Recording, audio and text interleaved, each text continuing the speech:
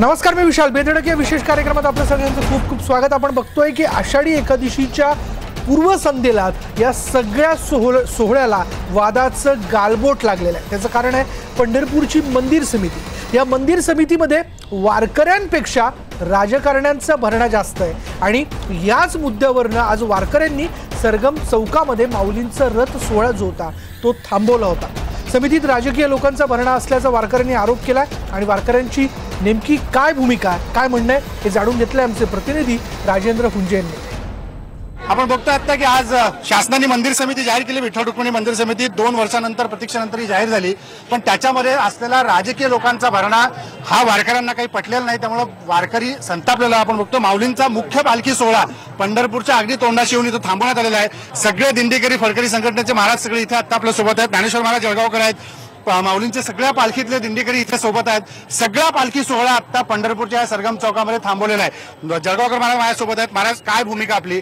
पालखी सोहळा अशा पद्धतीने तुम्ही थांबवला, अगदी तोंडाशी पंढरपूरच्या आपण आलेला आहात, वारकरी 350 दिंड्या सगळ्या याच्यामध्ये आहेत, काय भूमिका आहे तुमची? या पाठीमागची भूमिका वेळोवेळी शासनाला आम्ही विदित केलेली आहे की पंढरपूर हे वारकरी संप्रदायाचं आद्यपीठ आहे, विठ्ठल मंदिर म्हणजे, आणि ते आद्यपीठ हे वारकऱ्यांचं आद्यपीठ आहे। तर त्या ठिकाणी वारकरी सांप्रदायिक मंडळी जास्तीत जास्त संख्येनं त्या ठिकाणी कार्यरत असावीत। पण असं असताना ती समिती नेमत असताना केवळ राजकीय पुनर्वसन करण्याच्या दृष्टीनं जर समिती असेल तर आम्ही शासनाचा निषेध करत आहोत। गेली 3 वर्ष आम्ही वेळोवेळी मागणी करतोय की किमान 50% पेक्षा जास्त पालखी सोहळा पुढे जाणार आहे की काय तुमचा निर्णय आहे? पालखी सोहळा सध्या थांबलेला आहे। महाराज, आपली काय भूमिका? आपली महाराज काय भूमिका आहे पालखी सोहळ्यात? त्याच्याशी तुम्ही सहमत आहात? मंदिर समितीबाबत काय म्हणाल? हेच मंदिर समिती 50% वारकऱ्यासाठी आरक्षण असावं। वारकरी सांप्रदायिक लोक त्याच्यामध्ये असले पाहिजे जास्तीत जास्त संख्येनं, की जेणेकरून हे मंदिर वारकऱ्याचं आहे, त्याचं नियोजन वारकऱ्यांच्या हातामध्ये पाहिजे। आणि जर राजकीय पुनर्वसन करायचं की ज्यांचा का वारकरी संप्रदायाशी दुरान्वयानेही काडी मात्र संबंध नाही, अशी मंडळी जर याच्यामध्ये असतील तर आमच्या संप्रदायाचं आणि आमच्या मंदिराचं काय होणार? आपण बघतो की आता इथे सरगम चौकामध्ये हा सगळा समाज थांबलेला आहे। 4 ते 5 लाख लोक इथे रस्त्यावरती थांबलेले दिसत आहेत। त्यामुळे माऊलींचा पालखी सोहळा थांबवण्यात आलेला आहे। अगदी पंढरपूरच्या तोंडाशी आल्यानंतर शासनाने आज जी मंदिर समिती जाहीर केली, ही मंदिर समिती वारकऱ्यांना पसंत नाही, याचा निषेध करण्याकरता म्हणून हा माऊलींचा पालखी सोहळा अगदी पंढरपूरच्या तोंडाशी थांबवला गेलेला आहे। निखिल करंदीकरसह राजेंद्र हुंजे, IBN लोकमत, पंढरपूर। हा पालखी सोहळा थांबवल्यानंतर प्रशासनातील अधिकारी आणि वारकऱ्यांची महत्त्वाची बैठक पार पडली। यावेळी वारकऱ्यांनी नेमकी काय भूमिका मांडली तेही पाहूयात।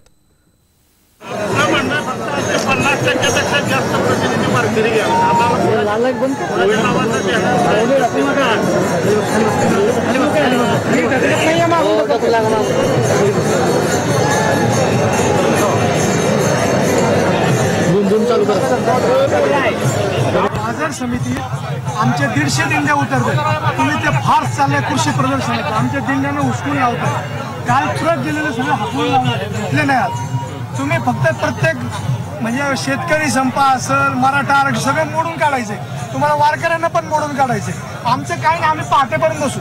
आम्ही 2 वर्ष सांगतो कृषी दिंडी तुम्ही उतरू नका तिथं। कोण वारकरी जाते? हे वारकरी सगळे रस्त्यावर आहे। तुमच्या आमच्या रात्री आम्ही फोन केले की तिथं ते वारकऱ्यांना उतरू द्या। 2 वर्ष झालं वारकऱ्यांना उतरू देत नाही। मार्केटला 150 दिंड्या उतरतात आमच्या। पण आपण आता 65 एकर मध्ये सगळी व्यवस्था आपल्यासाठी 65 एकर मध्ये मराठवाडा विदर्भात नाही, तसं काही नाही। सगळ्यांसाठी 65 एकर फुल झालेले आता नाही। आपल्यासाठी आपला निरोप आल्यानंतर आम्ही आपल्या पालखीसाठी जागा ठेवल्या होत्या। सकाळी 11 वाजेपर्यंत आमचं बोलणं चालू। मार्केट यार्ड मधले आम्ही 2 वर्षांचं इथं तेवढे 65 एकर सफिशियंट नाही। तुम्ही आज जर आमचा 5 लाख आहे, इतर पालखी सोहळ्यांचे 6 ते 7 लाख आहे। एवढं अकोमोडेट करायला तुम्ही सांगा किती? तुम्ही 300 जर लोक असतील, तुम्ही 2 गुंठे देताय, मला सांगा 1.5 बाय 5 असेल तर स्क्वेअर फूट मध्ये काढलं तरी तेवढं आपल्या नियोजनात आहे ना आपलं आता। नाही, पण आता काय आहे, तुम्ही प्रत्येक आहे ना प्रत्येकाला तोंड, आम्ही तंबूतच झोपलोय, लक्षात घेतले 3 आठवडे आम्ही रस्त्यावर झोपू रात्रभर, काय अडचण नाही। तुम्हाला कधी वेळ होईल ना 2 दिवसांनी तेव्हा या। आपले जे मेजर आजचा जो विषय आहे आता थोडी स्थगिती द्यावी आमची मागणी। सीएम साहेब आता एका कार्यक्रमामध्ये आहेत, पण सीएम सरांना जसं कळलं की असा विषय आहे त्यांनी ताबडतोब यानंतर आपण थेट जाणार आहोत पंढरपुरात। आमचे प्रतिनिधी राजेंद्र हुंजे आपल्याबरोबर आहेत आणि त्याबरोबर त्यांच्याबरोबर काही वारीतली मंडळी असतील काही पाहुणे त्यांच्याबरोबर आहेत. आपण चर्चा करणार आहोत आज की मंदिर समिती जी काही नेमण्यात आलेली आहे त्यावरनं जो काही वाद झाला आहे याबद्दल त्यांना काय वाटतं हे जाणून घेणार आहेत आमचे प्रतिनिधी राजेंद्र हुंजे. राजेंद्र सर. बरोबर विशाल, आता आपण बघतोय की थेट पंढरपुरामधून बेधडक थेट पाहतोय आपण आषाढी वारीच्या आदल्या दिवशी जो वाद बघतोय. प्रत्येक वारीला काहीतरी एक वाद लागतो आणि तो वाद होतो आणि त्याच्यावरनं पंढरपूर नेहमी चर्चेत येतं. यंदाचा वाद झाला तो मंदिर समिती जाहीर केल्यानंतरचा. कारण या वादानंतर आज काही वेळापूर्वी जे आता दृश्य आपण बघितलं, पालख्या थांबल्या होत्या, मात्र त्याच्यात आश्वासन त्यांना मिळालं. मात्र त्या इशाऱ्यावर अजूनही वारकरी ठाम आहेत की जोपर्यंत सरकार वारकरी संप्रदायातल्या प्रत्येक घटकांशी चर्चा करत नाही मंदिर समितीबाबत तोपर्यंत आमची संघर्षाची भूमिका कायम राहील. पालखी सोहळा आता थोडासा पुढे गेलाय, समाजारती होईल, पालख्या पंढरपुरात पोहोचल्यात. पण आत्ता या क्षणाला मी पंढरपुरात आहे आणि पंढरपुरामधून आपण चर्चा करणार आहोत मंदिर समितीतल्या एकूण राजकारणाबद्दल, पंढरपुराच्या विकासाबद्दल. 2 कोटी रुपये वार्षिक शासन पंढरपूरला देतं आषाढी वारीच्या निमित्तानं आणि वार्षिक सगळ्या वाऱ्या बघितल्या तर पंढरपुरात येणाऱ्या भाविकांची संख्या साधारणतः 1 कोटी आहे. म्हणजे वारकरीच्या या 1 कोटी आणि 2 कोटी ह्या दोन्हीचा हिशोब घातला तर वारकऱ्याच्या एका डोक्याला केवळ 2 रुपये खर्च जातो. म्हणजे 2 रुपयामध्ये त्या एका वारकऱ्याला पंढरपुरात येण्याची सुविधा, स्वच्छता, शौचालयाची सुविधा या सगळ्या गोष्टी द्यायच्या आहेत. 2 रुपयात चहा पण आजकाल मिळत नाही, याचा विचार शासनाने केला पाहिजे. माझ्यासोबत या सगळ्या गोष्टीवर चर्चा करण्याकरता पंढरपूरचे आमदार भारतनाना भालके आहेत, लोकमतचे सोलापूरचे संपादक राजा माने सर आपल्यासोबत आहेत, आपला प्रतिनिधी सुधीर उमरे आपल्यासोबत आहे, वारकरी शिक्षण संस्थेचे अध्यक्ष ज्ञानेश्वर महाराज जोगदंड आपल्यासोबत आहेत. या सगळ्यांसोबत आपण चर्चा करणार आहोत. मला सुरुवात ज्ञानेश्वर महाराज तुमच्यापासून करायची आहे. मंदिर समितीहून सगळा वाद पेटला, या सगळ्या घडामोडी बघता, मंदिर समितीतली नावं बघता तुम्हाला या गोष्टी योग्य वाटतात का? ह्या योग्य वाटत नाही. वारकरी संप्रदायामधल्या ज्या काही समस्या आहेत त्याकरता वारकरी संप्रदायातलीच माणसं असली पाहिजे, तरच त्यांना वारकरीच्या ज्या काही अडचणी आहेत त्या लक्षात येतील. जर बाकीच्या क्षेत्रातली माणसं त्या ठिकाणी घेतली तर वारकऱ्यांच्या सगळ्या समस्या ती सोडू शकत नाही आणि छोट्या छोट्या गोष्टीसाठी विलंब लागेल. त्यामुळं आमची कृपया विनंती की वारकरी संप्रदायाच्या सगळ्या प्रतिनिधीला बोलून वारकरी संप्रदायातलाच प्रतिनिधी त्यात बहुसंख्येने त्यामध्ये जावा असे वैयक्तिक आमच्या संप्रदायाच्या वतीने. असं संप्रदायाच्या वतीने तुम्ही सांगताय. नाना, मला सांगा की अनेक वेळा तुम्ही पंढरपूरच्या मुद्द्यावर विधानसभेत आवाज उठवला आहे, शासनाकडे पाठपुरावा केला आहे आणि आज ज्या प्रकारे समिती आली, ही समिती 2 वर्षापासून थांबली होती, ती झाली, पण समितीमध्ये राजकीय भरणा किती योग्य वाटतं तुम्हाला? नाही, मूळ समितीमध्ये राजकीय भरणा नसावा ह्या मताचा मी. त्याचं कारण असं आहे की आत्ता जी जोगदंड महाराजांनी सांगितलं की यापूर्वी त्यांना आश्वासन सगळ्या वारकरी संप्रदायातल्या जे कोणी मानकरी असतील पालखीचे किंवा दिंड्यामध्ये येणारे वारकरी त्यांना त्या ठिकाणी प्रतिनिधित्व देण्याच्या बाबतीत ही अनेक वेळा चर्चा झाली. परंतु मंदिर समितीमध्ये त्या ठिकाणी त्यांना प्रतिनिधित्व देणं हे खरं तर शासनानं त्या ठिकाणी प्रामुख्यानं ती जबाबदारी पार पाडायला पाहिजे आहे. कारण आत्ता सांगितलेल्या पद्धतीनं वारीतल्या जी समस्या आहेत, अडचणी आहेत, ते खरं वारकरीच सांगू शकतायत. त्यात राजकीय लोक कुणाची जर तिथं सोय लावायची म्हणून जर त्या ठिकाणी नियुक्ती केली गेली तर ती चुकीची आहे. त्या ठिकाणी कायद्यानं आता ही समिती ज्या पक्षात तुम्ही आहात त्या पक्षात सरकार असताना असं झालं असं तर तुम्ही त्याला मान्यता दिली असती का? नाही, यापूर्वी मला सुद्धा मंदिर समितीवर जाण्याबद्दल आग्रह पूर्वी केलेला आहे. त्यावेळेला मी नाही म्हणून सांगितलेलं आहे आणि पदसिद्ध आमदार म्हणून सुद्धा जाताना जर विचारलं असतं तरी मी नाही म्हणूनच सांगणार. कारण माझी ती हीच नाही, मी लोकप्रतिनिधी म्हणून बाकीच्या बाजू पूर्ण करू शकतोय ना आणि त्यांना सहकार्य करू शकतो. बरोबर. त्यामुळं वारकरी संप्रदाय आणि त्या समितीबद्दल किंवा त्या वारकऱ्यांच्याबद्दल आत्मीयता असणारी माणसं त्यामध्ये पाहिजेत. उगीच मिरवायसाठी म्हणून जर कुणी त्या ठिकाणी असेल तर मला ते मान्य नाही आणि माझा विरोध असणार. अगदी खरं आहे की मिरवायसाठी म्हणून कुठली समिती असू नये, कारण प्रत्येक समितीवरती कुठतरी पुनर्वसन राजकीय नेत्यांचं करायचं. अशा देवस्थानच्या समित्यांवरती असेल, महामंडळांवरती असेल की पुनर्वसन असतं. पण हे पुनर्वसन कशासाठी? जर पुनर्वसित राजकारणी इकडे मंदिर समितीवरून काम करणार असतील तर खरंच त्या सगळ्या गोष्टीची जाण सुनील मला सांगा त्यांना असते का? ज्या प्रकारे पंढरपूरच्या आपण सगळ्या समस्या बघतोय, पंढरपूरच्या चंद्रभागेचं वास्तव आपण दाखवलं, शासनाने नमामि चंद्रभागा योजना जाहीर केली, पण आज चंद्रभागेचं वास्तव आहे तसंच आहे. नमामि चंद्रभागा कधी होईल हे पुढे शासनाने सांगावं. पण या मंदिर समितीमुळं खरंच प्रश्न सुटतील की प्रश्न आता वाढतील राजकीय आखाडा बनल्यामुळं? नाही, राजकीय आखाडा बनल्यामुळं यामध्ये उलट वाद जास्त निर्माण होतात. कारण वारकऱ्यांचे जे प्रश्न आहेत, मूलभूत प्रश्न, हे वारकऱ्यांच्या प्रतिनिधीलाच माहीत असू शकतात. आज आपण पाहतो की देहू आळंदीपासून पंढरपूरकडे पालखी सोहळा निघतो, त्याचबरोबर मध्य प्रदेशमधून सुद्धा म्हणजे 45 दिवस सलग चालत येऊन सुद्धा निघतो. त्यांचे जे प्रश्न आहेत, त्यांच्या ज्या समस्या आहेत ते त्यांच्या सगळ्या प्रतिनिधींना माहीत असतात. त्यामुळे ह्या पालखी सोहळ्यामध्ये तुम्हाला कधीही प्रश्न ती समस्या निर्माण झालेली जाणवत नाही. मग तेच लोक जर ह्या मंदिर समितीमध्ये आले तर ते चांगल्या पद्धतीनं नियोजन करू शकतात. आज काय परिस्थिती निर्माण झाली की आज दर्शनासाठी 25 ते 30 तास एवढा वेळ दर्शनासाठी लागतो. आपण पाहिलं सकाळी. मग हा जो वेळ आहे हा कशासाठी लागतोय, कुठं नेमका ढिसाळपणा होतोय, या सगळ्या गोष्टीवरती लक्ष केंद्रित करण्यासाठी वारकऱ्यांचा जो प्रतिनिधी आहे तो जर त्या ठिकाणी असेल तर तो अधिक आत्मीयतेनं हे सगळं काम करू शकतो. राजेंद्र, अगदी खरं आहे की पण राजामाने सर, तुम्ही एक ज्येष्ठ पत्रकार म्हणून या सगळ्या भागाचा अभ्यास केलेला आहे, लोकमतला तुम्ही संपादक म्हणून काम करताय. काय वास्तव पंढरपूरचं वास्तव गेल्या काही दिवसात बदललंय की वास्तववादीच स्वरूप आहे ते काय बदलायच्या तयारीत नाहीये? नाही, पंढरपूर आणि एकूणच आषाढी या संदर्भात शासनाचा जो दृष्टिकोन आहे त्या दृष्टिकोनालाच बदलण्याची गरज आहे असं मला वाटतं. वर्षानुवर्षे शासन कुठलंही असो दरवर्षी आपण ही चर्चा घेतो, त्या चर्चेत 30 चर्चा होते. यावर्षी समितीच्या नवा मुद्दा आलाय चर्चेत, नवा मुद्दा आला. परंतु आता जसं आपण राजकारणात वॉर रूम हा परवलीचा शब्द झाला आहे तसं पंढरपूर आणि आषाढी वारी या संदर्भात वॉर रूम आणि एकूणच प्रश्न यांचा लांब टप्प्याचा विचार करून आपण काही करणार आहोत का हा विचार होणार. अगदी खरं आहे की लॉंग टर्म ज्याला आपण म्हणतो की दूरदृष्टी ठेवून दीर्घकालीन सगळ्या उपाययोजना केल्या जातील का? ज्ञानेश्वर महाराज जोगदंड, मला तुम्हाला विचारायचं आहे. आत्तापर्यंत मला प्रेक्षकांना सांगायचं आहे, ज्ञानेश्वर महाराज जोगदंड यांच्या वारकरी शिक्षण संस्थेतले सगळे जे वारकरी मुलं छोटी हे त्यांना घेऊन चंद्रभागेचं पात्र नेहमी स्वच्छ करण्याचं काम करतात. त्यामुळे महाराज मी तुमचं अभिनंदन करतो की इतक्या चांगल्या पद्धतीचं तुम्ही काम करताय. पण चंद्रभागा स्वच्छ झाली आहे का? नाही. तुमचं सहकार्य मोठं आहे, पण ह्या सगळ्याबरोबर चंद्रभागा स्वच्छ करण्याचं काम शासनाने हाती घेतलंय. ती चंद्रभागा स्वच्छ झाली आहे का?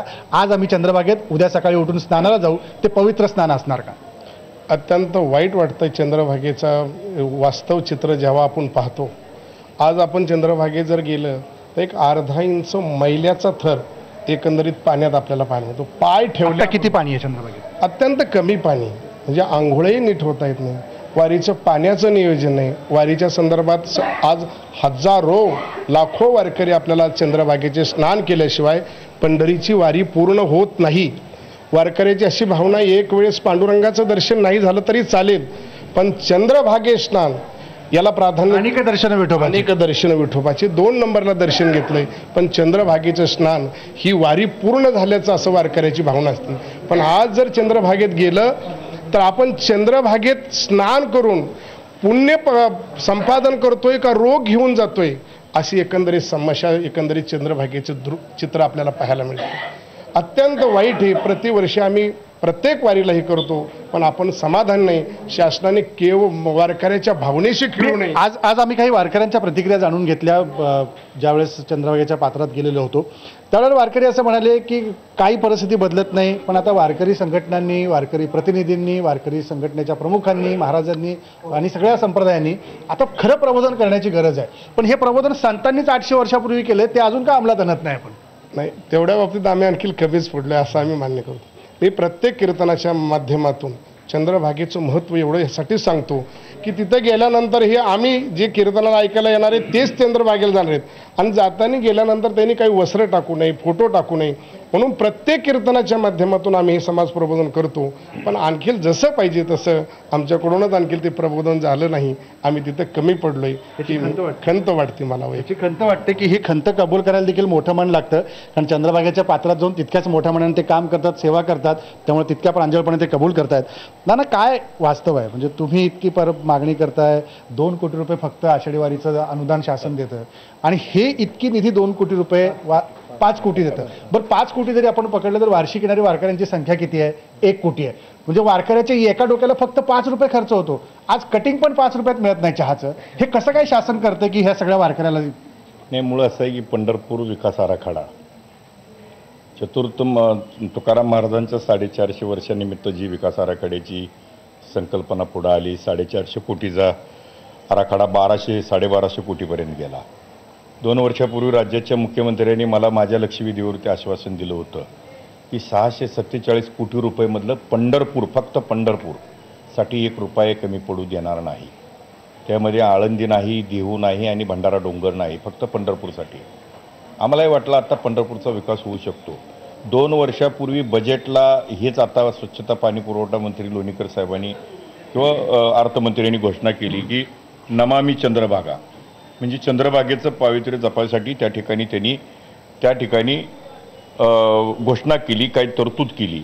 पण आज मला सांगा तुम्ही, आज 2 वर्षामध्ये नमामी चंद्रभागेचं नाव देऊन, गोंडस नाव देऊन त्या ठिकाणी अजून 1 रुपया खर्च करू शकलेले नाही. पण नाना, एक वास्तव आहे. मागच्या वर्षी IBN लोकमतने दाखवलं होतं की स्वच्छता मंत्री नामदेव पायरीचे इथं आले, सगळे NGOचे लोक आले, झाडलोट केली, मंत्री गेले, झाडूही गेले, माणसंही गेली, म्हणजे कसली स्वच्छता राहिली? राजाभाऊ, त्यात 3 अत्यंत महत्त्वाचे मुद्दे असे आहेत की पैसा कुठं जातोय त्याचं एक उदाहरण देतो तुम्हाला.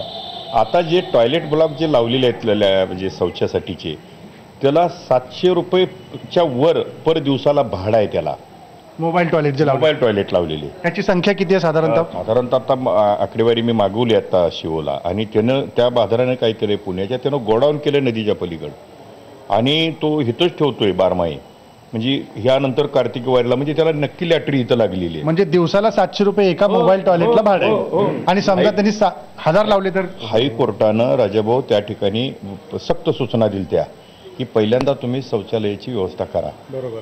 तर तुम्ही त्या ठिकाणी शौचालय बांधायचं त्या ठिकाणी प्रतिज्ञापत्र नगरपालिकेनं आणि शासनानं दिलेलं असताना जर तुम्ही त्या ठिकाणी जर भाड्यानं आणत असाल तर त्या भाड्यावरती होणारा पैशाचा जो खर्च आहे ते पुन्हा पुढच्या वर्षी होणार आहे. आणि 5 कोटीमधली वारी तुम्ही जी यात्रा अनुदान, आम्ही काय म्हणतोय की ह्या ठिकाणी जर सगळ्या सुविधा द्यायच्या बाबतीत जर नदीच्या घाटाचं आता तुम्ही 3 वेळा आम्हाला नकाशे दाखवले. आत्ता परवा मागच्या महिन्यामध्ये विभागीय आयुक्तांनी कलेक्टरनी बैठक घेतली, नवीन अधिकारी दोघांनी त्या ठिकाणी चांगल्या कल्पना मांडल्या आणि त्या अधिकाऱ्यांनी थोडी गती दिलेली आहे. पण अजून आमच्या इथं नदीला काही झालेलं नाही. आता महाराजांनी सांगितलेल्या पद्धतीने कायम मैला हा नदीला घाटातनंच खालीनं आलेला असतो, हे अनेक वेळा दाखवून दिलेलं आहे. पवित्र स्थान कसं म्हणायचं. दुसरं राजाभाऊ, याच्यात 4 दिवसापूर्वी मी मुंबईला जाताना मी पाटबंधारे खात्याला गणेश अंकुशराव सारखा एक तिथं काम करणारा नदीचा एक चांगला कार्यकर्ता आहे, त्यांना विचारलं पाण्याची काय परिस्थिती आहे, वरनं पाणी तर अजून आलेलं दिसत नाही. मी त्यांना विचारलं तर पाणी पुरेसं आहे म्हणून अधिकाऱ्यांनी सांगितलं. आणि आत्ता महाराजांनी सांगितलेल्या पद्धतीने जर पाणी आंघोळीला जर त्या ठिकाणी पूर्ण अंगसुद्धा जर भिजत नसेल तर ही चेष्टा आहे त्या ठिकाणी. आणि म्हणून सरकार म्हणून नुसतं गोंडस जर त्या ठिकाणी घोषणा करणार असेल, मी राज्याच्या मुख्यमंत्र्यांना भेटूनही या गोष्टी त्यांना बोलणार आहे. आणि विधानसभेचं जुलैचं 24चं अधिवेशन 24 तारखेपासून सुरू आहे, त्यावेळेलाही मी हा प्रश्न त्या ठिकाणी उपस्थित 3-4 मुलं लहान पवायला गेलेली वाळूच्या खड्ड्यामुळे त्या ठिकाणी मृत्युमुखी पडली. त्या ठिकाणी पाणी किती होतं तर पाणी 2 फुटाच्या वर पाणीच नव्हतं, पण खड्डे वाळूत असल्यामुळं वाळू उपशावर ह्यांना चोरांवर अजिबात इथलं प्रशासन अंकुश नाही, अजिबात ठेवू शकत नाही. आज ही वाळूची चोरीचे खड्डे त्या ठिकाणी आपल्याला बघायला मिळतील. आणि ती खड्डे बुजवताना त्या ठिकाणी माती टाकून खड्डे बुजवायचं.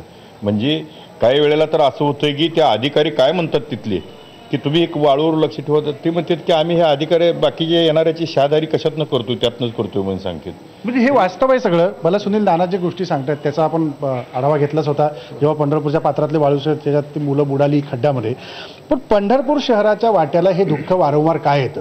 जो पांडुरंग थेट भक्तांना आपल्याजवळ आलिंगन देऊन भेटतो त्याच पांडुरंगाच्या वारकऱ्याला त्या भक्ताच्या वाट्याला हे दुःख काय यावं. राजेंद्र, पंढरपूरचा जो कारभार आहे ना, आंधळं दळते आणि कुत्रपीठ खाते अशा पद्धतीचं आहे. कुणाचं नियोजन नाही, सगळं नियोजन विस्कळीत. आज प्रशासन सांगते की 250 कोटी रुपये पंढरपूर शहरातल्या विकास कामांवरती खर्च झालेत. शहरातले आकडेवारी आपल्याकडे आहे.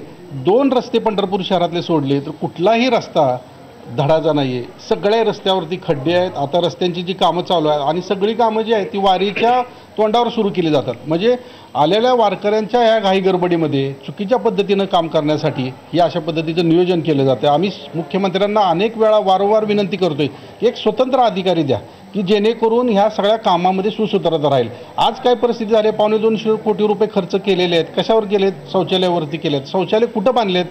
वारकरी आल्यानंतर बस स्थानकावरून चंद्रभागेला जातो, रेल्वे स्टेशनवरून चंद्रभागेला जातो आणि खाजगी गाडीनं आले असेल तर चंद्रभागेच्या पात्राच्या आजूबाजूला गाड्या लावून जातो. त्या भागामध्ये ही शौचालय पाहिजे.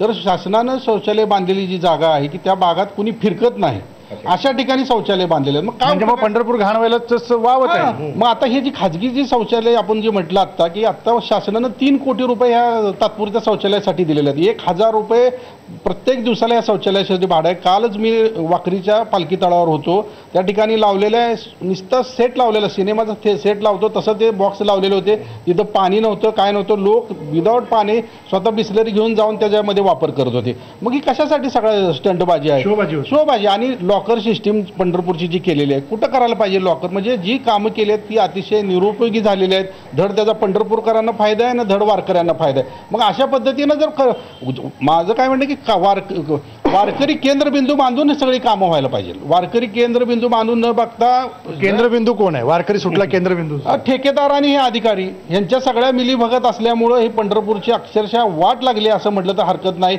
गेले अनेक वर्ष झालं जसं पंढरपूर आहे त्यामध्ये बकालपणामध्ये आणखी भर पडते. बकालपणात आणखी भर पडते. पण राजाभारे सर, आज शासनाने मंदिर समिती जाहीर केली. ती जाहीर केल्यानंतर साधारणतः संध्याकाळी 5:30च्या सुमाराला शासनाने मंदिर समितीला एक स्वतंत्र अधिकारी नेमला. जे प्रांत होते पूर्वी पंढरपूरला, संजय तेली, त्यांना एक अनुभव होता, त्यांची नेमणूक केली. फरक पडेल या सगळ्याचा की परत त्या राजकीय आखाड्यामध्ये अधिकाऱ्याला काम करता येणार? मुळात राजेंद्र, माझं मत असं आहे की वारकऱ्यांच्या भावना, वारकऱ्यांचं श्रद्धा आणि एकूणच वारकऱ्यांच्या अपेक्षा या गोष्टी, आणि ज्यावर आपण आत्ता सुनीलनं जे सांगितलं की पंढरपुरावर होणारा खर्च आणि एकूणच या सगळ्या याचं जे मुख्य दुखणं आहे ते हे आहे की नगर परिषद, मंदिर समिती, प्राधिकरण आणि जिल्हा प्रशासन या 4 यंत्रणा, पंढरपूर आणि आषाढी वारी यंत्रणा ह्या हाताळत असतात. एवढं असूनही एकसूत्रीपणा कुठंही नसल्यामुळं प्रत्येक वेळी फक्त कोटीच्या गप्पा होतात, कामं मात्र होत नाहीत. आणि खरंच वारकरी इतर देवस्थानं आणि पंढरपूर देवस्थान यात कमालीचा फरक आहे. कारण इथं शेकडो दिंड्या वर्षानुवर्षे इथं येतात. त्यांची तत्व आहेत, त्यांना सांगावं लागत नाही, कोणाला सांगता येतं. इतर देवस्थानाला कोण येतं कोण जातं हे कळतही नाही. इथं किमान दिंड्या येतात हे तरी माहीत आहे. पण राजेंद्र, आश्चर्य वाटेल की इथं येणाऱ्या दिंड्यांची नोंद होते का? इथं कुठल्या दिंड्या आल्या, कधी आल्या याची देखील नोंद होण्याची यंत्रणा इतक्या वर्षाची परंपरा असणारी आपली वारी आणि प्रशासन करू शकलेलं नाही. ही दुर्दैवी बाब आहे. या बेसिक गोष्टी केल्याशिवाय एकूण प्लॅनिंग, मला असं वाटतं की आषाढी आणि पंढरपूर एवढा मर्यादित विषय हा न ठेवता पंढरपूरचा विकास आणि पंढरपूरचं देवस्थान हे स्वतंत्र विषय करून या विषयांसाठी स्वतंत्र अधिकारी नेमले पाहिजेत.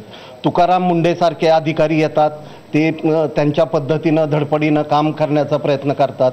रणजित कुमारसारखे अधिकारी येतात, त्याच वाटेनं प्रयत्न करतात. आता नवीन अधिकारी येणार, पण अधिकारी गेला की पंढरपूर वाऱ्यावर परत राजकारण, परत हे सगळं सुरू होतं.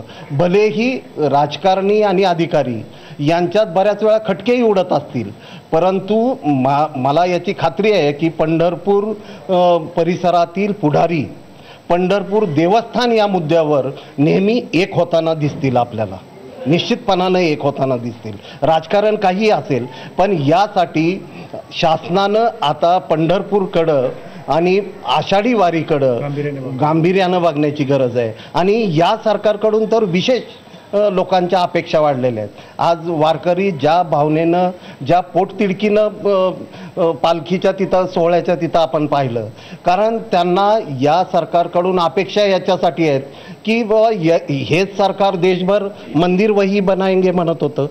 हेच लोक सगळे नेते म्हणत होते, आणि मग आमच्या पांडुरंगाकडं का दुर्लक्ष? ही भावना जर वारकऱ्यांची असेल, ही जर अपेक्षा त्यांची असेल की बाबा वारकऱ्यांच्या भावना जाणणारा, वारकऱ्यांची श्रद्धा जाणणारा असाच माणूस कार्यकारी मंडळावर असावा, ही अपेक्षा चुकीची आहे असं मला वाटत नाही. ही अपेक्षा चुकीची नाही आहे.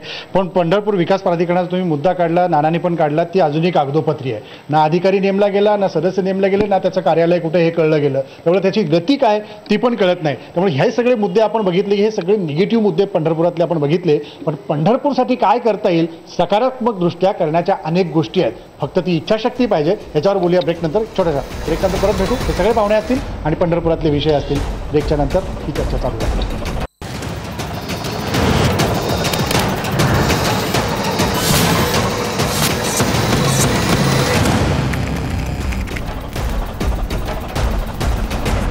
पुन्हा एकदा स्वागत. आपण थेट पंढरपुरातून बेधडक आत्ता बघतोय आणि या बेधडकमध्ये आपण चर्चा करतोय पंढरपुरातल्या एकूण विकासाबद्दल, पंढरपुरातल्या विकास आराखड्याबद्दल, पंढरपुरातल्या समस्यांबद्दल आणि प्रश्नांबद्दल देखील. हे सगळे मान्यवर पाहुणे आहेत. आत्ता माझ्या हातामध्ये हा जो अहवाल आहे, हा अहवाल आहे उपविभागीय अधिकारी पंढरपूर विभागाने सादर केलेल्या आषाढी वारीच्या सगळ्या आढावा बैठकीचा 25 मेचा हा अहवाल सगळा आहे. आणि याच्यामध्ये दिलेली आकडेवारी मी तुम्हाला दाखवतो. ही आकडेवारी दाखवते अंतिम आराखडा गावनिहाय तरतुदी म्हणजे देहूपासून ते पंढरपूर क्षेत्राजवळील रस्त्यापर्यंत 801 कोटी रुपयाच्या शासन निधी केवळ तरतूद कागदावर. त्याच्या पुढे मी तुम्हाला दाखवतो याच्यामध्ये अपेक्षित कुठली कामं करणं आहे. बघा याच्यामध्ये आराखड्यातील कामांचं स्वरूप काय. आराखड्यामध्ये नवीन रस्ते, अस्तित्वातील रस्त्यांचं रुंदीकरण, पुलांचं बांधकाम, वाहनतळ, चौक सुशोभीकरण, भक्त निवास बांधकाम, घाट बांधकाम, पाणी पुरवठा, सार्वजनिक स्वच्छतागृह ज्याचा मोबाईल टॉयलेटचा विषय ब्रेकच्या पूर्वी चर्चेत आला होता आणि त्याच्या सगळ्या संदर्भात चर्चा झाली. मलनिस्सारण जर जोगदान महाराजांनी विषय काढला, या मलनिस्सारणाचा पत्ता पंढरपूर शहरात फार काय दिसत नाही. ह्याच्यातल्या सगळ्या गटारीतलं घाण पाणी तिकडे चंद्रभागेच्या पात्रात महाराज अजून पण जात आहे. मार्ग परिक्रमा जिथे प्रदक्षिणा मार्ग सगळा आहे तिथलं पण अजून काही होत नाही.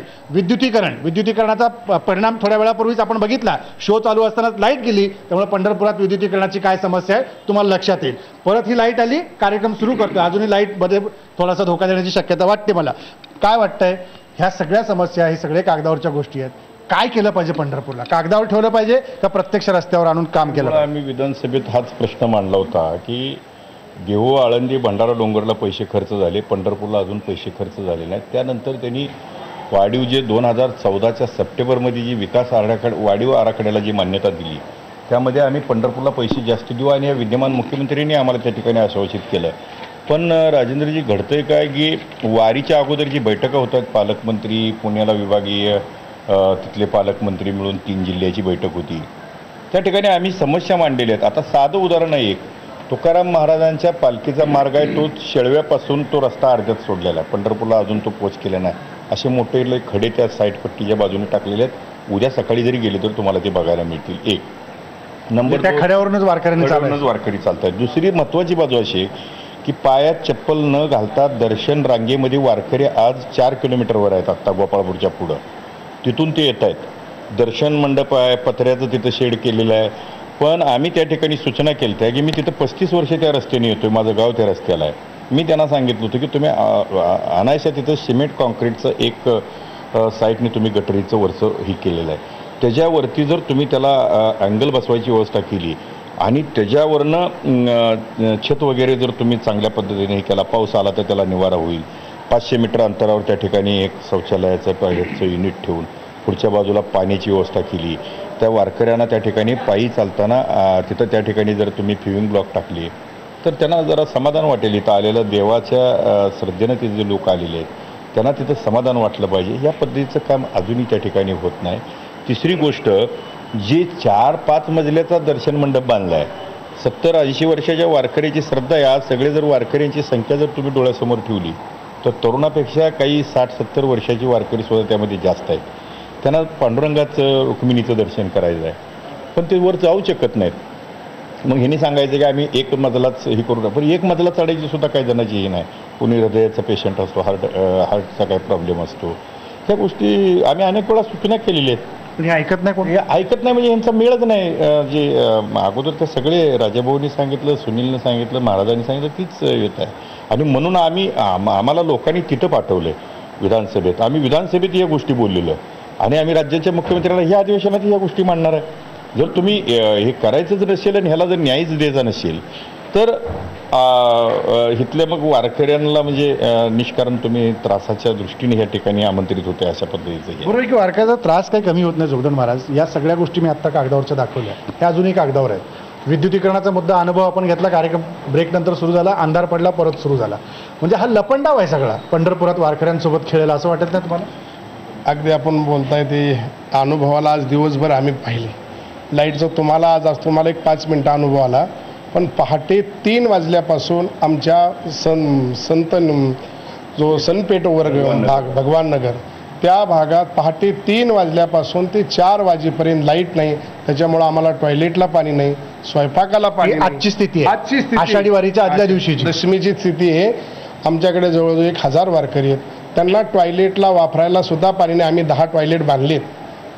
आणि कचरा होऊ नये, घाण होऊ नये म्हणून आम्ही सगळ्या वारकऱ्यांना ताटं घेतलीत। आजची अशी परिस्थिती की आम्हाला ताट धुवायला सुद्धा पाणी नाही, केवळ घाण होऊ नये म्हणून सुरुवात आपल्यापासून करूया म्हणून आम्ही सगळ्या वारकऱ्याला पत्तरवाळी वापरायची नाही, कारण तुम्ही टाकताय बाहेर, त्याच्यात अन्न शिल्लक राहते, ती परत आणखी त्याची घाण वाढते। बरोबर, म्हणून या सगळ्या समस्या आहेत, पण पुढं काय पावलं टाकली पाहिजे सगळ्यांनी मिळून? तुम्ही वारकऱ्यांनाही काय सांगाल, वारकरी संघटनांना काय सांगाल आणि येणाऱ्या भाविकांना काय सांगाल? पंढरपूर स्वच्छ कसं ठेवलं पाहिजे? पहिल्यांदा प्रशासनाला माझी एक हात जोडून विनंती की पंढरपूरचा विकास हा तीर्थक्षेत्र म्हणून व्हावा, तिथं शहर म्हणून नकोय।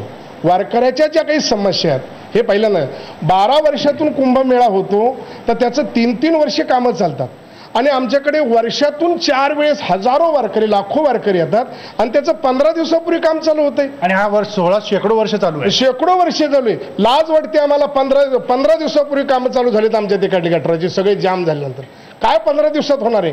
वारकऱ्यांनी जी खडी टाकली ती सगळे असे वर डोकावले, सगळे पायाला चलू सुद्धा शकत नाही। 15 दिवसात वारीचं नियोजन होतंय, 15-20 लाख लोक समाज येतोय पंढरपुरात आणि 15 दिवसापूर्वी 20 दिवसापूर्वी जे कामं चालू आहेत, त्याच्यामुळं प्रशासनाने खरंच या वारकऱ्याच्या भावनेशी खेळू नये। वारकरी कायमस्वरूपी, आता नानांनी सांगितलं तसं, एक टॉयलेटचा खर्च 700 रुपये आणि प्रत्येक वारीला हे 7 दिवस टॉयलेट वापरले जातात। 2च वारीचा खर्च विचार केला तर 10,000 रुपये शासनाचे एका टॉयलेटवर जातात आणि आम्हाला 10,000 टॉयलेट भेटते कायमस्वरूपीचा वापर। आता रेडीमेड तसं हे फक्त खर्च करायचा आहे, कुठंतरी दाखवायचा आहे, कागदावर आणायचा, एवढंच यांचा उद्देश आहे। वारकऱ्याची सुविधा झाल्या पाहिजेत असे तळमळीची भावना एकाही अधिकाऱ्याकडे दिसत नाही, हे दुर्दैव आहे आमचं। दुर्दैव आहे तुम्ही म्हणताय की दुर्दैव आहे आणि ते वास्तव देखील आहे, नाकारून चालणार नाही। पण सुनील, काय करता येईल पंढरपूरमध्ये, काय करण्यासारखं आहे आणि ती इच्छाशक्ती कशी पाहिजे? पहिल्यांदा पंढरपूर शहराचा काय विकास करण्यासाठी, पहिल्यांदा कायापालट करण्यासाठी 2009 तीर्थक्षेत्र विकास आराखड्याचं नियोजन केलेलं होतं। जवळपास म्हणजे देहू, आळंदी, भंडारा डोंगर आणि पंढरपूर यासाठी 1250 कोटी रुपयाचं नियोजन केलेलं होतं। त्यामध्ये पंढरपूरच्या वाटेतला 450 कोटी होते। मात्र तत्कालीन उपमुख्यमंत्री अजितदादांनी त्यातला सगळा निधी देहू आळंदीकडे घेऊन गेले आणि आमच्या वाट्याला फक्त त्यावेळेस 90 कोटी रुपये आले। आता काय होते, पंढरपूर शहरातली विकास कामांची सुरुवात झाली की काय नेमकं कुठल्या कामाला प्राधान्य द्यायचं हे काहीतरी पहिल्यांदा ठरलं पाहिजे। मग अधिकारी सुरुवातीला त्याचे सगळे आराखडे तयार करतो, त्याच्या मंजुऱ्या अमकं तमकं करेपर्यंत तो पहिला अधिकारी जातो बदलून, नवीन अधिकारी येतो। नवीन अधिकारी आला की त्याच्या डोक्यामध्ये तिसरंच असतं, त्याच्या ठेकेदार कुठले अजून वेळचे असे ते जे त्यांना समजावून सांगतील त्या पद्धतीने त्याचं नियोजन होतं। पंढरपूर शहरामध्ये आता प्रदक्षिणा मार्गाचा रस्ता केल्यानंतर त्यासाठी कोट्यावधी रुपये खर्च केले। त्यानंतर ह्यांना असं आठवलं की पावसाचं पाणी जाण्यासाठी व्यवस्था नाही आहे म्हणून लगेचच बाजूच्या सगळ्या चर खोदल्या। त्यानंतर त्यांना असं वाटलं की आता आपण अंडरग्राऊंड लाईट करायची आहे म्हणून केलेला रस्ता परत त्या कामासाठी खोदला। ते काम झाल्यानंतर पुन्हा रस्ता केला। पुन्हा रस्ता केल्यानंतर ह्यांना असं आठवलं की आता पिण्याचे पाण्याचे पाईप्स सगळ्या गंजलेले आहेत आणि मग ते करायचे आहेत म्हणून परत रस्ता खोदला। मंदिर परिसरामध्ये पहिल्यांदा कॉन्क्रिटीकरणाचं काम करण्याचं आलं। कॉन्क्रिटीकरणाचं काम केलं, ते सांगितलं की पायपा फुटल्यानंतर ते दुरुस्त होत नाही म्हणून पेवर ब्लॉक करायचे म्हणून पेवर ब्लॉक केलं। पेवर ब्लॉक टाकल्यानंतर आता पुन्हा एकदा त्या ठिकाणी कॉन्क्रिटीकरण, म्हणजे नेमकं काय करायला पाहिजे हे प्रशासनाचं कुठल्याही प्रकारचं नियोजन नाही। आज पंढरपूर शहरामध्ये जी विकास कामं चालू आहेत त्या विकास कामाच्या संदर्भामध्ये आपण जर एखाद्या रस्त्यावरती गेलो आणि हे काम कुणाकडे आहे, ह्याच्यासाठी किती पैसे खर्च होणार आहेत आणि ह्याच्यामध्ये कोणकोणत्या पद्धतीचे स्तर दिले जाणार आहेत ह्याची कुठलीही माहिती मिळत नाही। म्हणजे मी पत्रकार असून देखील मला मिळत नाही। म्हणजे कुठल्या प्रत्येकजण दुसरीकडे बोट दाखवते, हे काम आमच्या अखत्यारीत येत नाही, हे काम त्यांच्या अखत्यारीत येत, त्यांच्याकडे गेलं की ते म्हणतात आमच्याकडे येत नाही। म्हणजे आज टोलवाटोलीचे काम, टोलवाटोलीचे आहेत। म्हणून ह्यासाठी पंढरपूर शहराचा खरोखर जर यांना विकास करायचा असेल तर पहिल्यांदा प्राधान्यक्रम कशाला द्यायचा? आज पंढरपूर शहरातली रस्त्यांची प्रचंड दुरावस्था आहे, पहिल्यांदा रस्ते केले पाहिजे। आज जे रस्ते 8-8 महिने झाले रस्ते चालू आहेत, आज रस्त्याचं काम सुरू केल्यानंतर त्या ठिकाणीचं जी जागा आपण ॲक्वायर करतोय त्या ॲक्वायर केलेल्या जागांचं संपूर्ण पहिल्यांदा लिटिगेशन आहेत का हे पाहिलं पाहिजे। आज सगळे रस्ते खोदले खोदलेत आणि सगळे लिटिगेशन असल्यामुळे ती सगळी कामं ठप्प आहेत। आज त्या भागातल्या लोकांना जायला यायला रस्ते नाहीत, पिण्याच्या पाण्याच्या पाईपलाईन खोदलेल्या आहेत, टेलिफोनची लाईट थांबलेली आहे, इलेक्ट्रिकलची बोंबाबोंब झालेली आहे आणि त्या भागात येण्या जाणाऱ्या लोकांची सुद्धा दुकान व्यापारी आहेत त्यांचे अनेक महिने झाले, 8-8 महिने झाले त्यांचे व्यापार ठप्प झालेले आहेत। ही वस्तुस्थिती सगळी पंढरपूरमधली ना, कसं सुधारायचं सगळे? हे मुळं असं आहे की आत्ता मी सांगितलं त्या पद्धतीनं जर आता रस्ते असतील, ड्रेनेजचं काम असेल, नदी स्वच्छ ठेवायची असेल, तर नुसतं 65 एकराचा विकास सांगून त्या ठिकाणी चालणार नाही. आता पंढरपूरला वारकरी महत्त्व नदीला प्राधान्य देतो आहे आणि त्यानंतर वारकऱ्यांना दर्शनाच्या दृष्टीनं त्या सोयीसुविधा देणं, ह्या बाबीत आम्ही सूचना केलेल्या आहेत. त्या दृष्टीनं सुनीलने एका गोष्टीचा मुद्द्याचा उपस्थित केला इथं की आपल्याकडं पैसे आले पण ते खर्च झाले नाहीत. 92 कोटी झाले असं नाही, पैसे आले पण त्याचा खर्चच त्यांचं म्हणजे त्या प्रशासनाला काय करावं आणि काही नाही, जे करते ते पुन्हा काढायचं आणि दुसरं करायचं, ही पद्धत जेट ड्रेनेजचा आता आमचा 3रा टप्पा चालू झाला आहे, तरी अजून आमचा पूर्ण नाही, तरी महिला त्या ठिकाणी नदीला जातोय. या गोष्टीकडं प्रामुख्यानं लक्ष देऊन त्या ठिकाणी काम केलं पाहिजे. आणि म्हणून पुन्हा ज्या वेळेला त्यांनी वाढीव 1200 कोटीचा जो विकास आराखडा मान्य केला आहे, त्यामध्ये आपल्याला पंढरपूरला 647 कोटी रुपये द्यायचं राज्याच्या मुख्यमंत्र्यांनी सभागृहात मला लेखी आश्वासन दिलेलं आहे. ते तो तोंडी आश्वासन दिले, मला लेखी मी त्या ठिकाणी काढून आणलेलं आहे आणि रेकॉर्ड आहे त्याचं. आणि त्याच्यामुळं ते पैसे खर्च करून वारकऱ्यांना जर सुविधा नाही दिल्या गेल्या, खरं तर ते तुम्ही त्या टॉयलेट ब्लॉकचं जर बघितलं ना, ते कुणाला जगवायचा धंदा काढलेला आहे. मी विधानसभेत टाकलाय प्रश्न तो, पण नाना विधानसभेतल्या प्रश्नाला लेखी उत्तर मिळतात, पण ती कागदावर हे आकडे आले, ते कागदावर कामच दिसत नाही. त्याच्यावर कारवाई झाली पाहिजे. आम्ही आमदार, बाकीचे आमदार आहेत ना, ते कशासाठी म्हणजे लेखी उत्तरावर आम्ही गप्प बसणार आहे का तेवढंच? माने सर काय म्हणाल शेवटी की हे सगळं चित्र दिसतंय, एकीकडे राजकारण आणि दुसरीकडे समाजकारणाच्या नावाखाली सुरू झालेलं राजकारण, ह्याच्या पलीकडे जातच नाहीये. नाही, एकूण मला काय वाटतं, या एकूण परिस्थितीचा जर विचार केला तर मला असं वाटतं की नमामि चंद्रभागा ही जी योजना आहे, ही त्याचा जर अभ्यास केला तर आपल्या लक्षात येईल की खूप चांगली योजना आहे. त्याच्या आकडेवारीच्या याच्यात मी जाणार नाही, परंतु ती जर योजना तर इतकं अप्रतिम योजना आहे की देशानं त्याचा आदर्श घ्यावा अशा पद्धतीची ती योजना आहे. आणि ती योजना जर खरं तर देवेंद्र फडणवीसजी आणि त्यांच्या टीमचं त्या योजनेबद्दल अभिनंदन केलं पाहिजे. पंढरपूर, कारण ती जर योजना साकार झाली तर राजेंद्र तुम्हाला माहीत असेल की पंढरपूर परिसराला कॅलिफोर्निया ऑफ सोलापूर डिस्ट्रिक्ट म्हणतात. करेक्ट. हां, आणि या कॅलिफोर्नियामध्ये जर पंढरपूरचा अनेक प्रश्न बाजूला ठेवून विकास करायचा असेल, प्रश्न म्हणजे राजकीय प्रश्न बाजूला ठेवून विकास करायचा असेल, तर पहिली गोष्ट ही इथल्या देवस्थान समितीवर अध्यक्ष हा वारकरी संप्रदाय आणि अध्यात्माशी निगडीत असावा. आणि राजकारण म्हणण्यापेक्षा की प्रशासन चालवणं हे अध्यात्मात काम करणाऱ्या आध्यात्मिक माणसाला जमेलच असं नाही. त्यामुळं दुसरी मध्य मार्ग म्हणून कार्याध्यक्ष हा राजकीय असला तरी चालू शकतं, जेणेकरून आध्यात्मिक गरजा, वारकऱ्यांच्या भावना आणि राजकीय सोय देखील ही होऊ शकते. आणि त्यातून पंढरपूर परिसर, आषाढी वारी आणि वारकरी यांच्या प्रश्नावर सिस्टमनं उपचार झाले पाहिजेत. अधिकारी बदलला तरी तो जी सिस्टम घालून दिलेली आहे त्या सिस्टमच्या बाहेर जाणार नाही, अशा पद्धतीचं जर नियोजन झालं तरच हे घडू शकतं. नाहीतर फक्त रस्त्याची नावं बदलतील, आत्ता नानांनी सांगितलेले रस्ते असतील किंवा महाराजांनी सांगितलेली परिस्थिती असेल, दरवर्षी आपण त्या विषयावरच चर्चा करतो. फक्त रस्त्याची नावं बदलतात, पाण्याच्या ऐवजी टॉयलेटच्या याचा प्रश्न येतो, फक्त ज्याला आपण अकाउंटिंग हेड बदलतात असं म्हटलं तरी वावगं ठरणार नाही. परंतु आजची अवस्था तर बघितली, दर्शन रांग म्हणजे खुराडा झालेला आहे. आपण शिर्डी देवस्थानचं कौतुक करतो की तिथं दर्शनाला येणाऱ्या माणसाला समाधान मिळतं. तुळजापूर मागून विकसित झालं, तुळजापूरची दर्शन रांग किंवा दर्शनाला येणाऱ्या लोकांना रांगेत जाण्याची जी पद्धत त्यांनी विकसित केली आहे ती पंढरपूरला का होत नाही, या प्रश्नाचं उत्तर फक्त राज्यकर्ते आणि प्रशासनच देऊ शकतं. आपण दरवर्षी चर्चा करणार, म्हणजे मी तर म्हणतो अनेक आमच्यापैकी पत्रकार असे आहेत की ज्यांचा वारीचा रौप्य महोत्सव झालेला आहे, परंतु फक्त चर्चा तीच होते, फक्त विषयाला वेगवेगळ्या पद्धतीनं आम्ही रंग देतो.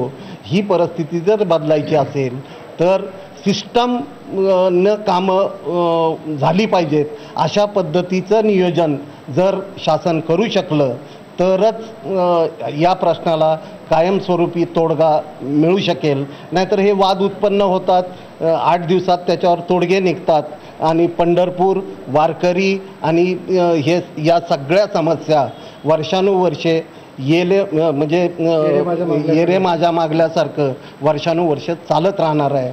अशा पद्धतीचं दुःख हे आम्हाला व्यक्त करावं लागेल. अगदी खरं, हे सगळं दुःख आहे आपण बघतोय. पण या आषाढी वारीच्या एकादशीच्या पार्श्वभूमीला विठ्ठलाला या सगळ्यांच्या वतीने मी एक साकडं घालणार आहे. या वारकऱ्यांना, या भक्तांना, इथे येणाऱ्या प्रत्येक भाविकाला एकच बुद्धी दे, पंढरपूर स्वच्छ ठेव. एकच बुद्धी दे, इथं येऊन पंढरपूरसाठी काहीतरी करण्यासाठी राजकीय लोकांसहित प्रशासनातल्या अधिकाऱ्यांना मोठी इच्छाशक्ती दे. याच्याबरोबर पांडुरंगा एकच कर, चंद्रभागा स्वच्छ ठेवण्यासाठी आमच्या डोक्यात काहीतरी प्रकाश टाक. प्रकाश असा पडला पाहिजे की चंद्रभागेचा तळ देखील आमच्या नजरेनं दिसला पाहिजे. वारकऱ्यांनो, एकच केलं पाहिजे. इथं आपण येतो, जबाबदारी तुमची आहे, तितकीच इथं उभ्या असलेल्या आमच्या 5ही जणांची आहे की पंढरपूर स्वच्छ राहायला पाहिजे. इथून आपण परत गेल्यानंतर पंढरपूरच्या नागरिकांना अस्वच्छतेचा त्रास होऊन ही वारी अनारोग्याची ठरू नये इतकीच काळजी तुम्ही आम्ही घेतली पाहिजे. उद्या महापूजा होईल पहाटे आणि या महापूजेला मी तुमच्या सगळ्यांसहित आज एकादशीच्या पूर्वसंध्येला विठ्ठलाला हे साकडं घालतो की ही बुद्धी आम्हाला दे आणि इथंच थांबतो. बाकी काय लोक माझे.